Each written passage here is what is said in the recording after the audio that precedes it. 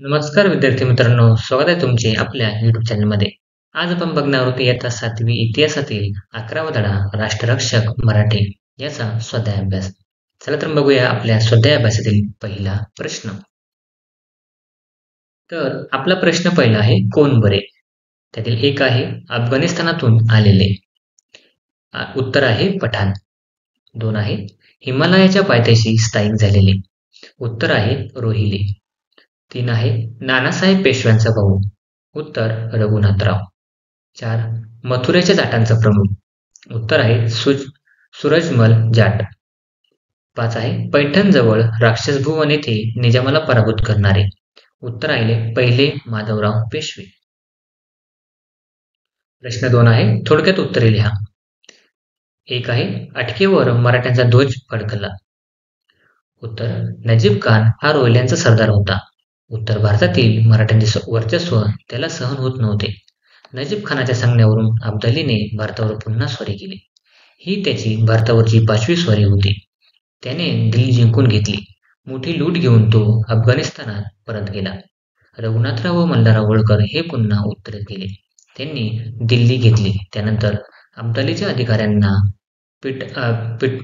पिटाळून लावून पंजाब जिंकला. अब्दालीच्या सैनिकांचा पाठलाग करत मराठे इसवी सन 1758 मध्ये अटकेपर्यंत गेले. अटकेवर अटक या ठिकाणी मराठ्यांचा ध्वज फडकला. 2 आहे अफगाणांशी संघर्ष. आपण चॅनल नवीन असाल चॅनल सबस्क्राईब करा, व्हिडिओ लाईक करा आणि व्हिडिओ जास्तीत जास्त शेअर करा. उत्तर आहे अफगाणिस्तानाचा बादशाह अहमदशाह अब्दाली याला भारतातील संपत्तीचे आकर्षण होते. 2 मुघलांना अब्दालीच्या आक्रमणाची भीती होती, म्हणून आपल्या संरक्षणासाठी त्यांनी मराठ्यांशी करार केला. 3 1751 मध्ये आक्रमण करून पंजाबपर्यंतचा अब्दालीने जिंकलेला प्रदेश जिंकणे हेच मराठ्यांचे कर्तव्य होते. 4 या करारानुसार छत्रपतींच्या वतीने पेशव्यांनी शिंदे होळकरांच्या फौजा दिल्लीच्या संरक्षणार्थ पाठवल्या. ही बातमी पोहोचताच अब्दाली मायदेशी परतला.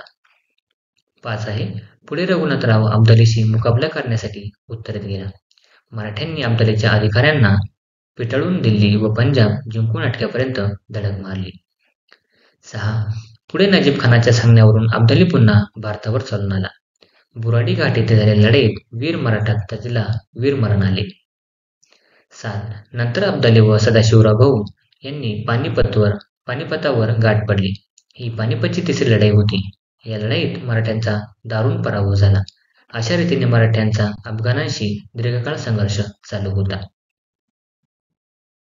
3 आहे पानिपतच्या लढाईचे परिणाम. उत्तर आहे 1 महाराष्ट्रातील एक तरुण पिढी मारली गेली. 2 अनेक पराक्रमी सरदार मारले गेल्यामुळे मराठ्यांचा प्रभाव कमी झाला. 3 मोठ्या प्रमाणात युद्ध सामग्री नष्ट झाल्याने मराठ्यांचे खूप मोठे नुकसान झाले. 4 मराठ्यांचे उत्तरेतील प्रभुत्व कमी झाले. 5 मराठ्यांचा प्रभाव कमी झाल्याने निजाम, हैदर अली या जुन्या शत्रूंनी मराठ्यांच्या प्रदेशावर पुन्हा आक्रमण करणे सुरू केले. प्रश्न 3 आहे घटनाक्रम लावा.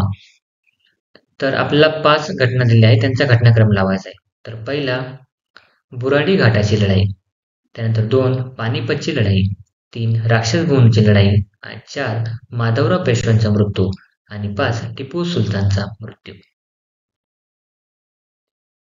प्रश्न 4 आहे पुढील चौकटीत पाठात आलेल्या व्यक्तींची नावे शोधा. तर पहिलं आहे महादजी, ठीक आहे. सेकंड आहे जयाप्पा, ठीक आहे.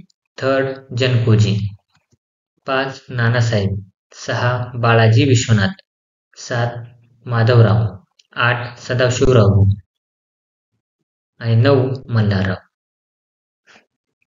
Thanks for watching video.